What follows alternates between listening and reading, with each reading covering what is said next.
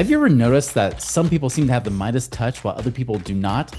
What's the difference, and how can you claim on that too? That's what we're going to talk about today with Gino.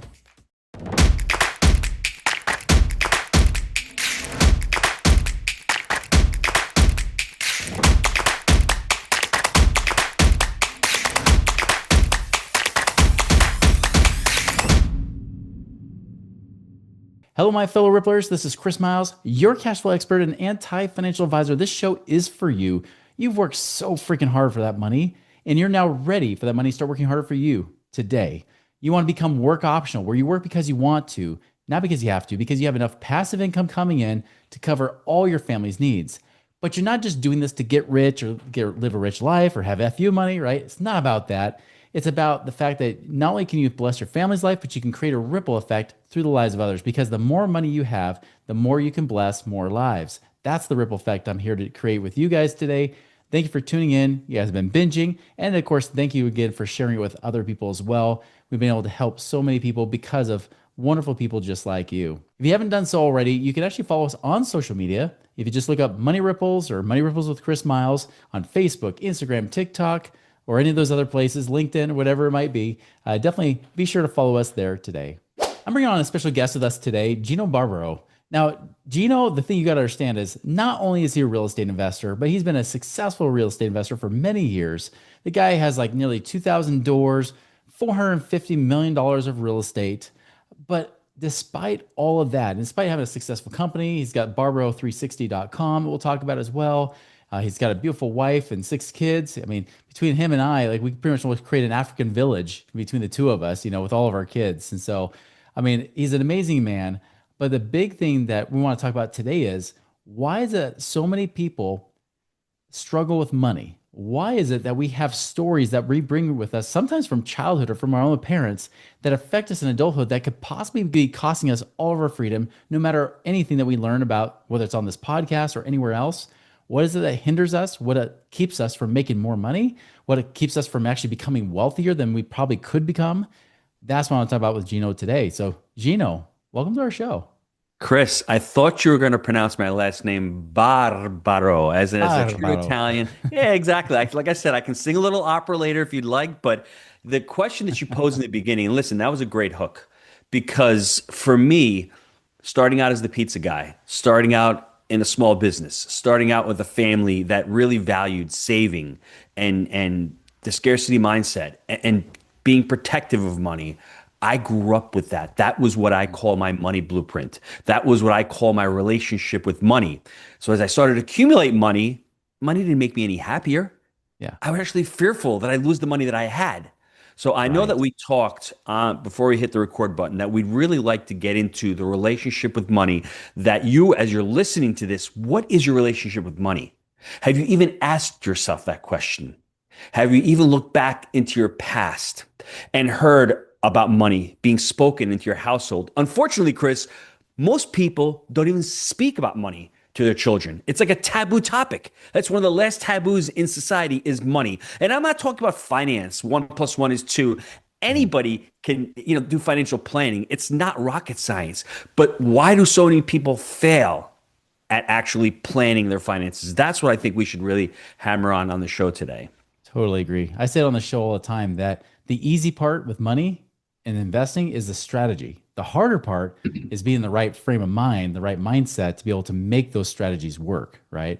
Mm-hmm. And I do love, I love what you say as well, because I love when you ask, what do you identify your relationship to be with money? And I can already hear a few people say single, or it's complicated, right? You might hear some of those people say that, but in truth, I know there's a lot of people that do struggle with that. Like they can be very successful in one area of their life, but then money just becomes one of those topics that stresses them out. And Chris, it's never about the money. It's not the money. Money is the symptom. There's something going on underlying. I'm going to share a couple of stories with you now. I'm going to share a couple of stories for the listeners as far as my early journey with money. And I want you, as you're listening to this, to translate and to think of a couple of stories in your bio. And then we're going to bring them forward into the present and see the patterns that I created through my stories, through my scripts, how they held me back. And once I realized them, did I have to hold those stories? Were those stories true? Were those stories limiting me? And some of those stories really helped me. Now, they're not all negative stories, but we want to focus on the pain in our lives. And for me, the first story that I can recollect about money was with my grandmother. I was 5 years old. She was watching me. She's a little Italian lady, kick-ass lady. This lady was amazing. But 62 degrees the thermostat was set at because in Italy, they didn't have any money. So everything was save, save, save. So I went to the grocery store with her at 5 years old. She couldn't speak English. We were at the store. She didn't have the money. I wanted to buy toy soldiers. So she couldn't afford them. I left the store crying, and she kept saying to me, hey, tesoro, means little sweetheart in Italian. When your mom comes, we'll go back and buy them. I promise, I promise. I remember leaving the store. I don't remember going back. That was my first memory with money, not having enough. And if I don't act on something right away, I'm not going to get it. So do you see yourself going to an email right away? Do you see yourself having to do something or else it's going to slip through your fingers? I did that for so many years without understanding that story in my life. Now, the second one, I'm 8 years old. I had just come home from work with my father. He had a restaurant. We're in the backyard. He whips out $2 and he hands it to me. And I remember my whole family being really proud. Hey, he worked all day, hard work. That wired the pattern into my brain. Hard work, money, adulation. No wonder at the age of 23 years old, I'm opening up a restaurant and I'm working my ass off for the next 15 years of my life, hardwired into my system.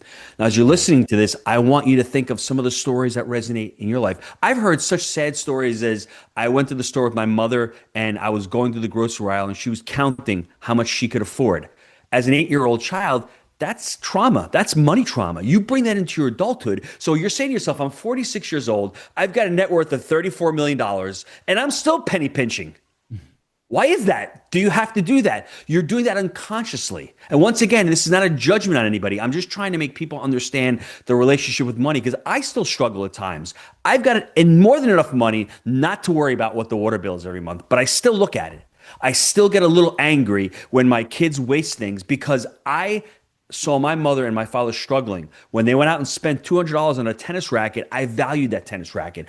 I took care of it thinking that if I'm going to take care of this thing, I'm honoring and I'm respecting my mother. So if I see my children do the opposite, I get what we say triggered. Now that I've realized that, I can look at it from a different perspective. And that's all I'm trying to have people do is go back into their past, go back into their bios, and really listen to what was going on. Was money scarce? Was it abundant? Was it avoided? Right? A lot of people don't talk about money at all. And all of a sudden, I have a lot of clients that their parents would take money from them. Can you imagine that? You're a 13-year-old and your parents go into your room and take money from you. You can't even trust your parents as you get older. That comes to an emotional. So how are you supposed to bond with another human if subconsciously the people you're supposed to trust the most, and listen, parents do the best that they can. It's intergenerational. I've seen that it goes from one generation to the next. And I'm trying to cut that cord from one generation to the next and make this generation aware of those patterns. Once you see those patterns in your life, you can have the option of saying, you know what, I'm going to follow that pattern. I'm still going to be a great saver. I'm still going to enjoy my money. I'm not going to waste my money. And I'm hopefully going to try to teach my kids to appreciate their money. And once I started seeing that, money is not going to make you happy. I agree with that. It's not going, but it's going to give you more options in life. And the last time I saw, poor people weren't building anything. It was the rich people that were building things. And the rich and the wealthy mindset understands that we're not working for money. We're working for results and we're working to create value. And the more value and the more results you have, ultimately more money shows up. But if that 5-year-old little Gino shows up and is trying to go to work and trying to make money, he's afraid, he's fearful. He's not going to take that chance because there's not enough money. But if that 8-year-old Gino shows up and all of a sudden he's thrilled, he wants to go to work, he sees the value in it, two different outcomes. Does that make sense? I know it went on a long time, but I was just trying to give everyone a pattern of how they can use it for their lives and start seeing things that popped up into their life and go, wow, I never thought of that. And once you start having those aha moments, you start tracing it back and start looking at where those patterns keep showing up in your life. How are you showing up in your marriage? How are you showing up with your children? How are you showing up with your employer? How are you showing up with your money? How are you showing up with your investments? It's all tied back to the patterns that we've created as a child. And there are now we're adults and we're still acting as children. So true. So true. If you've been following this podcast, you're probably looking for great ways to create passive income right now, right? Well, we got you covered here with Central Lending. Central Lending specializes in alternative investments that actually are designed to create steady returns and long-term financial security for you and your family.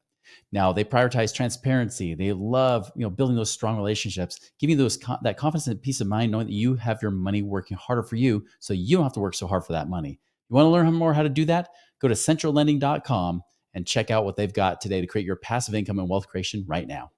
Yeah, Gina, I totally agree. I mean, that was some I've noticed not just in my own story, obviously, because I've got my own stuff. Because my dad was like the penny pinching super saver. You could never afford anything, right? Money doesn't grow on trees. What do you think I have made of money? I even thought about this too. Even in my jobs that I had, it affected me as well. Like I had a whole story that you had to work hard, and other people just got lucky that they had the right connections, but I didn't have those connections. I didn't have because my dad wasn't as tied in with our small community. We had a small town we lived in with like 2,500 people. So everybody kind of knew everybody, but very few people knew my dad because he just didn't give a crap, about the community as much, right? He's like, I work in Portland, I don't care about, doing a whole lot of stuff, publicly with all these other people. He wasn't part of the typical, Kiwanis Club type people, or whatever it might be. And so I realized that followed me as well. Like I had to break those patterns, and things like that. And even stuff from my mom on that side. I mean, it does follow us. It's not just money, like you said. We create all kinds of stories that we take with us into adulthood. hmm And I like to focus on the money aspect of it because I think that's where a lot of people struggle. And when you're dealing with couples and families, that's where the arguments are. So let's find out what Yeah. the arguments are. And here, this is another, I guess, another thing that couples can do. Why don't you both sit down and from a place of empathy, from Mhm. compassion, non-judgment, just Yes. tell each other your story.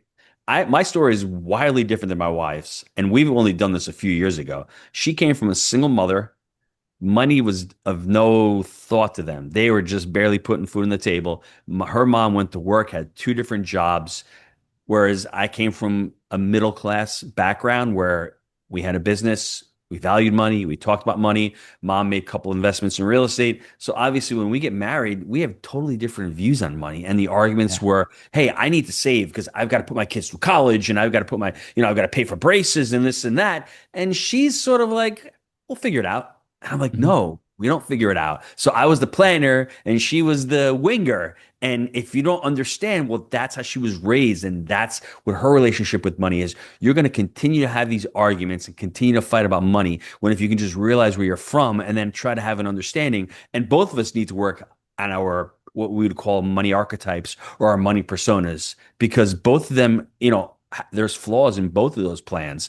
One is really scarce, one is really fearful, the other one is really innocent, and the other one is really a little bit of a martyr and really doesn't worry at all. It's okay. Putting them together is pretty powerful, but understanding how do you get those two types to work together, and that's having open and honest conversations, and really ultimately talking about your goals, what you want to achieve with, as you're married. Yeah.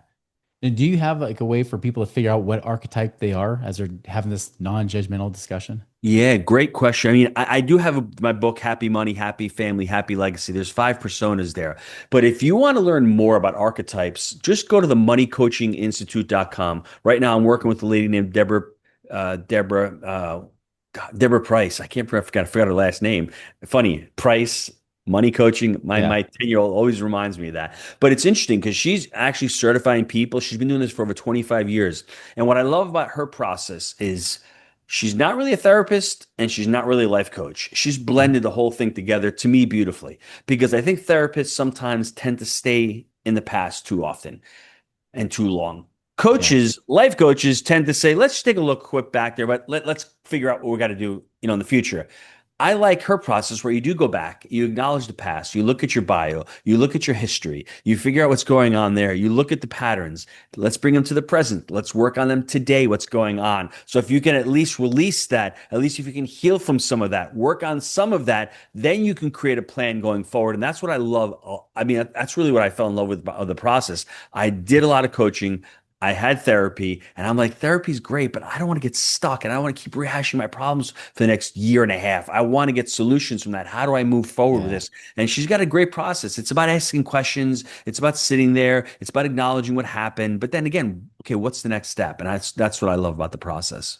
That's so important. I mean, I know it's important for a relationship, especially in a marriage, but Hmm. even just for your own mental Oh well-being. yeah. Because Hmm. I know I had it, because obviously I've coached hundreds of people, and I remember there was this one couple from Idaho that the husband was a business owner, the wife wasn't. She was kind of more of a stay-at-home mom. But man, the pressure she put on him was immense. Hmm. And when he started really digging into that money story, what it came down to is she said, well, growing up, my dad went bankrupt 3 times. Uh-huh. He Yeah. was he was like that visionary dreamer, right? Kind of an Yes. entrepreneur per se, but not a Yes. successful one. And so Yes. he failed 3 times, and it had to uproot them. So like her memories as a child Yes. was like being uprooted and everything else. And which was ironic that she married a guy that even when she knew him, he was studying to become a doctor to go ahead and have his own practice. Hmm. And even then she was just so stressed out they were never going to have enough money even when they had enough money, right? Isn't And that so change? Doesn't that change the dynamic of the relationship though? If you understand that and you know that, yeah, you as the husband can say, "Well, let's talk about that. What can we do to alleviate your stress?" And from her acknowledging it that, oh, maybe he's not my dad, and maybe I'm feeling yeah, this way because of my dad, and maybe I can work through that. That changed the dynamic completely. Whereas if they don't even understand that, she's yelling at him. He's feeling the pressure. He's feeling not wanted. He's feeling less of a man. Because listen, at the end of the day, men, I think we want respect more than anything so else. We true. want to be loved, but we want to have some kind of respect from our spouses and from our children. And if you've got a wife who's constantly yelling and putting pressure on you and not acknowledging that you're at least trying to do the best you can, that's going to damage a relationship. But if I know that she's doing that because of her past, then that goes a long way to actually having that communication. That's what communication about is to me, understanding that and trying to Yeah, work through those things. that's fantastic. Well, Jake, I know we're kind of coming up to the end of this episode here. If people want to find you or, obviously get to know more about what you do, I know you also host 3 podcasts because I was on one of those Mm. 3.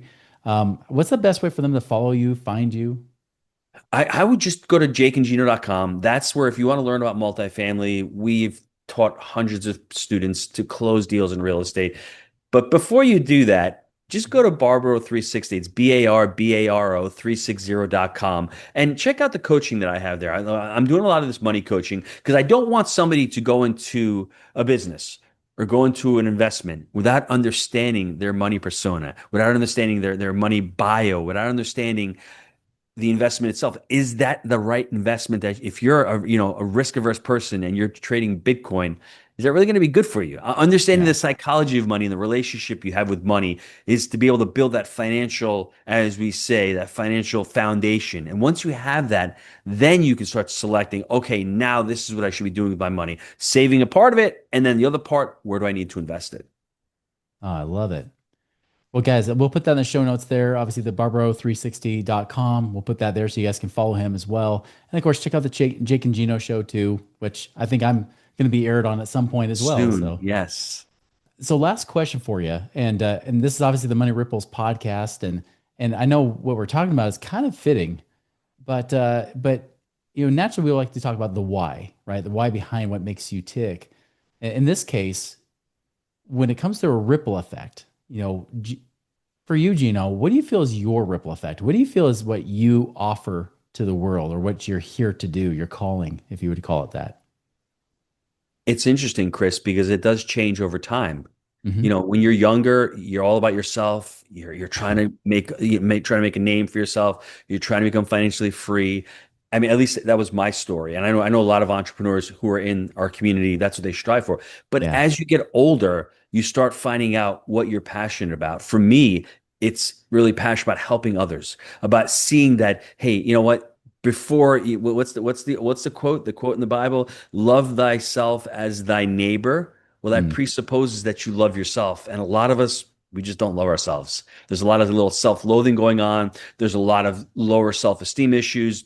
and then that translates into money. So for Mhm. me, trying to work with families, trying to work with couples, trying to work with young adults, and trying to expose all of this and trying to show to them that we all have the same problems. It's the human condition. Yeah. And social media makes it seem as if everything's great and everything's cool, but really we're all put up against a lot of the same issues. So for me, I guess going forward, the legacy is being a gardener, planting a seed, and knowing that seed you may never be able to get to see that seed or be able to enjoy that seed. For me, it's actually planting it for my children and for my grandchildren, so they understand the values that we've built up, the stewardship that they have, and the responsibility that they have to leave this place better than they found it.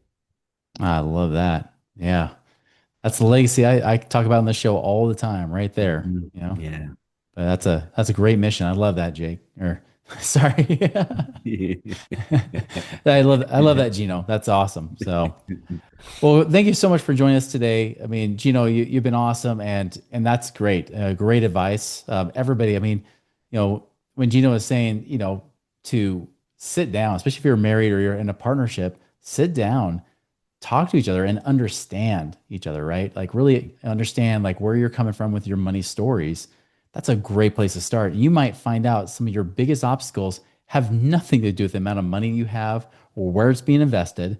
Most of your obstacles might be just be what's happening in your own head and with you each other in your relationship. So, Gino, again, I appreciate that. This is such a needed conversation right now. Thanks, Chris. And everybody else, remember, you can be a hearer of the word all day long, but until you're a doer, your life will remain the same. So go and make it a wonderful and prosperous week. We'll see you later.